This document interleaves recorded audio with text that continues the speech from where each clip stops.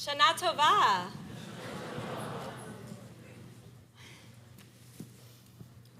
Parenting small children is a big challenge. Thank goodness I am blessed with healthy, generally happy kids, but it is still hard to stay in the room and to endure a baby's cries or a toddler's tantrums. It is even harder to leave the house for a meeting or to lock myself in the other room to write a sermon when those same kids are smiling and laughing or saying loud enough for me to hear, Ima really wants to read me this book right now. From those of you who have come into my office or who have pulled me aside to talk about your teenage or adult children, I have heard implicitly and explicitly that it does not get any easier. It just gets different. You never stop worrying. The worrying just changes. In an editorial this past June, Michal Leibowitz, who does in fact have a young child, details a few reasons why millennials seem to be having fewer children than previous generations. People aren't having kids because it's too expensive, she writes. They're not having kids because they can't find the right partner. They're not having kids because they want to prioritize their careers because of climate change, because the idea of bringing a child onto this broken planet is too depressing. It now often seems like having a child entails an enormous amount of financial, emotional, and spiritual investment with a hovering possibility that your children will cut contact with you after they reach young adulthood, and the growing likelihood that they will hold you responsible for not only their suffering and their struggles, but even for your decision to bring them into this misery-inducing world in the first place. As she acknowledges the many understandable reasons behind the choice many make today not to have children, Leibowitz does not even begin to touch the physical challenges of pregnancy and childbirth, even the precariousness and anxiety that comes with the topic of fertility that so many individuals and couples have to endure. For those who walk on the path towards and through parenthood, the journey is often all-consuming, endless joy and fulfillment balanced with ongoing challenge. Even as millennials may claim struggles unique to our generation, parenting has been challenging since parenting has existed. When the first mother, Eve, or Chava, eats of the forbidden fruit, God declares, Harba arbe itzvonech veheronech be'etzev tildi vanim. I will greatly expand your labor pain and pregnancies. In pain you shall bear children. While we are often taught to interpret the verse as a warning for the physical pain of childbirth, the Hebrew root word for pain, ayin sadi vet, appears twice in that verse. So what's that second instance of pain about? In A Time to Be Born, Customs and Folklore of Jewish Birth, author Michelle Klein answers the question with an observation. The book of Genesis actually makes no mention of Eve's suffering when she was delivered of her 3 children, nor does it mention pain associated with other births, except in the case of Rachel. So based on rabbinic text, Klein teaches, the exegesis of "in pain shall you bear children" concluded that this verse referred to the whole process of conception, pregnancy, birth, and child rearing. A woman suffered in bringing up her children. Pain is built not just into labor, but also into the very experience of becoming and being a parent. In Chava's parenting story, we hear nothing about her experience of childbirth. Instead, we hear about her children's lives. We hear that Cain kills Abel, that she lives through the experience of one son murdering another. Although we do not hear Chava's reaction to the death of her son, we do know that she has another child named Seth, and that both Seth and Cain go on to birth countless generations. Chava chooses parenthood again hoping to God that she will never have to experience anything like she did with Abel when she has this new child. We are commanded, Peru urevu, be fruitful and multiply. We know that, yes, parenthood can bear incredible fruit. Warm cuddles at the end of the day, our children's accomplishments that we encouraged to happen, and for many, eventually, the love of grandchildren and great-grandchildren. Somehow we believe that, certainly, not the heartbreak itself, but the risk of heartbreak is worth the treasure of knowing our children for every moment of time that we have with them. That risk of heartbreak is worth the reward of getting to shape the future of our world through the values we instill in our children. At this time in which we reflect on the choices we have made in the past year and our hopes for the year to come, for many of us, our children are front and center in those triumphs, regrets, hopes, and dreams. It is no wonder, then, that the biblical stories we read over Rosh Hashanah focus so intently on the challenges of parenthood. In today's Haftarah, we begin in the first chapter of the book of Shmuel, or Samuel, as Hannah, wife of Elkanah, struggles with her infertility. Although Hannah's sister wife Penina has children, Hannah is still Elkanah's favorite. Every year at the annual family trip to Shiloh, Penina kiasata gam ka'as truly angers Hannah. One traditional midrash teaches Penina's taunting as something like, "Did you buy coats for your children today? Oh, never mind, you don't have children." Hannah's anger and hurt intensifies as her husband responds to her tears and her refusal to eat with the humble retort, "What's the problem? Aren't I better to you than 10 sons?" The plot thickens with a further commentary from Rav Yosef Karo, who teaches that the doubled use of the root word for anger, chaf ayin samech, is not just because Penina is doubly cruel, but because Penina and Hannah actually anger each other. While Hannah garners her husband's attention and favoritism year after year, Penina is chasing those 10 children on the sidelines with no recognition of her efforts. Even halfway through Hannah's story, we are reminded of the pain and the anger that can accompany the physical inability to conceive or to give birth, compounded by insensitive comments and the unavoidable presence of children everywhere. We are reminded, too, of the strain that both infertility and raising children can have on our most beloved relationships. As Hannah's story continues, she prays silently in the house of God with so much intensity that the high priest, the Kohen Gadol, Eli, believes that she is drunk and chastises her. As all Hannah needs is a listening ear, she chastises Eli in return. So thankfully, Eli corrects his course. Lechi l'shalom, go in peace, he says, and may the God of Israel grant you what you have asked. While Hannah does eventually give birth, it is not the birth of her son that causes Hannah enough relief to start eating and drinking again, to stop being downcast, but rather, it is the acknowledgement of her situation by another human being. It is the simple relief that her experience and her perspective is heard and respected. After Eli's blessing, Hannah goes home, and soon she gives birth to her son, Shmuel. Even with Shmuel's birth, however, as she has promised her son into God's service, Hannah struggles with letting him go and waits as long as possible before bringing him into the house of God. She does not go on the annual family trip until Shmuel is fully weaned, for fear of losing her son, of relinquishing her responsibility for her child. As Hannah goes on to sing a song of gratitude and glory to God, her story does have a triumphant ending. And yet, throughout her journey, Hannah experiences the whole spectrum of challenges that may accompany birth and parenting.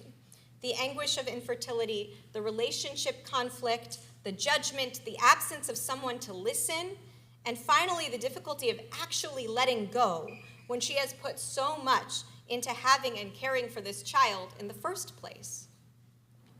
When we read Chana's story as parents, those who strive to be parents and those who know and love parents, we are reminded that we are not alone in the challenges that we meet, especially as, thankfully, parenting is often more of a team effort between partners today than it may have been in Chana's time.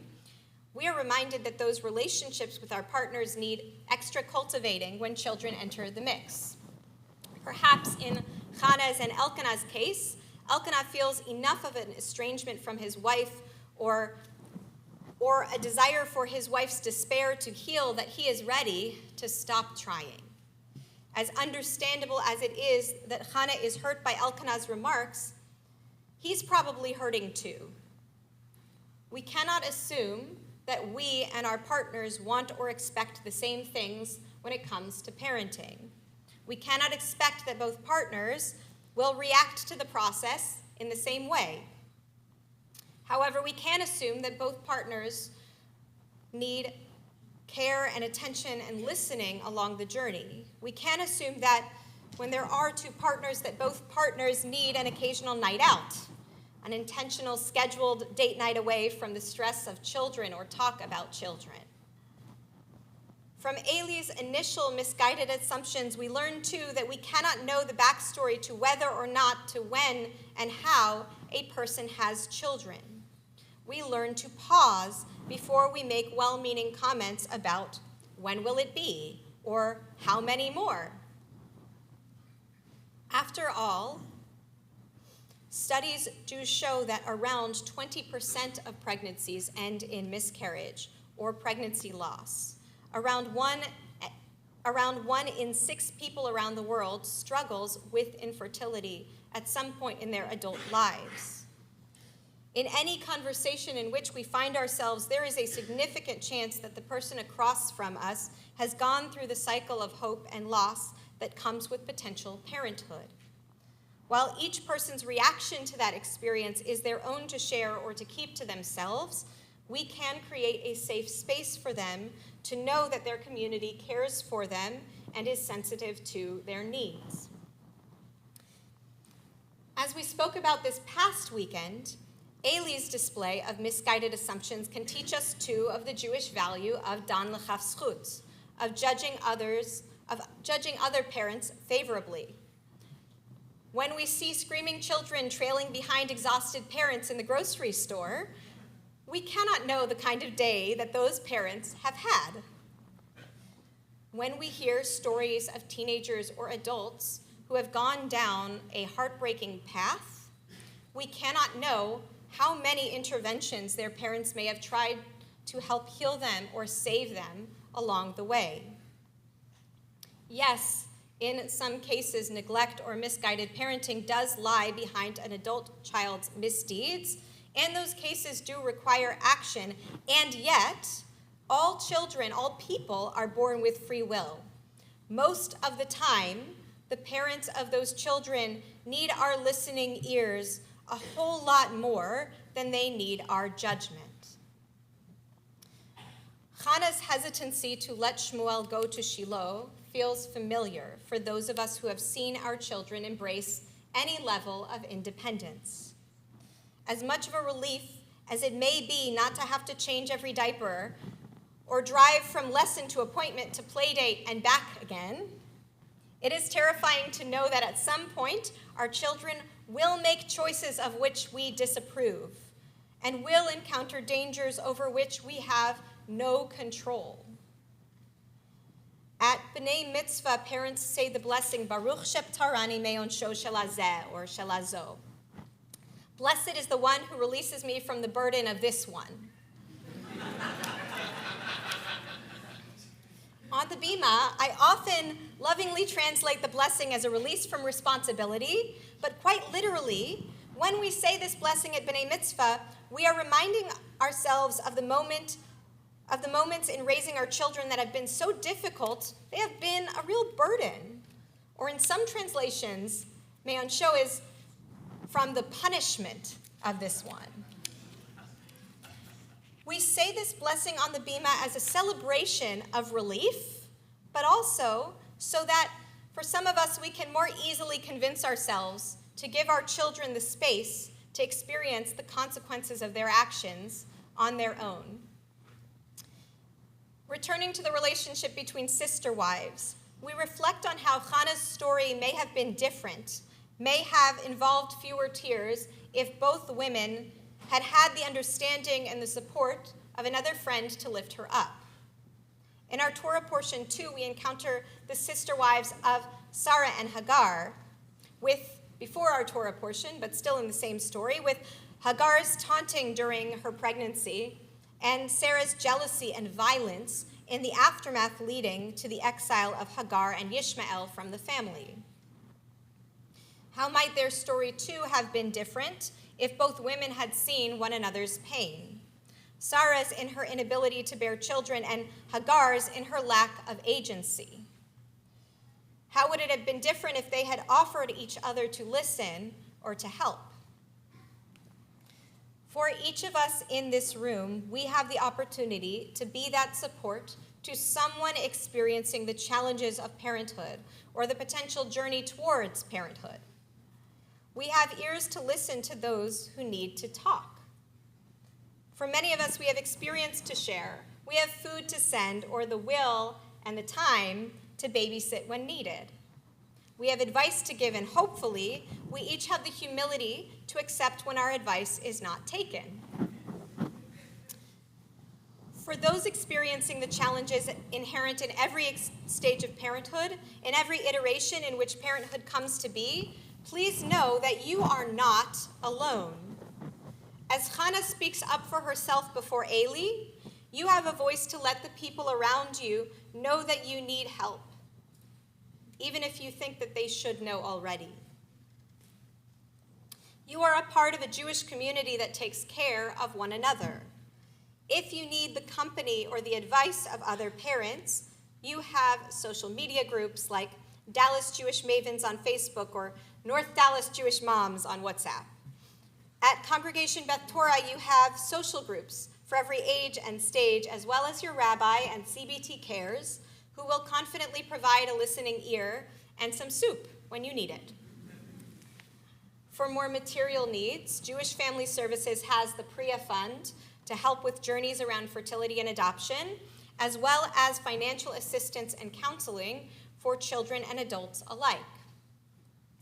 In order to care sufficiently for your children, you need to take physical and emotional care of yourself, too. Remember, you must put on your oxygen mask first in order to be ready to assist the child sitting next to you. On this day in which we celebrate Hayom Harat Olam, the day of the conception of the world, I have to express my gratitude for all those who supported me during my pregnancy and have supported me on my parenting journey so far. To everyone who stepped up over the summer to take on volunteer roles in my absence, who brought my family food and gifts, who have volunteered your teenagers to watch my kids, and I promise I have a whole page in my notebook of teenagers who have volunteered to watch my kids, who have offered your professional advice or your personal advice, who have just told me that I'm doing a good job, and who have complimented my kids. You have helped sustain me, and of course, you've helped sustain Rabbi Feivel too, through this Sa'ar Gidul Banim. To all who have spent any portion of the past 50 years building this community that takes care of each other, you are the reason that my heart overflows with joy as my 2-year-old begs to go to synagogue from the moment he wakes up every Shabbat morning.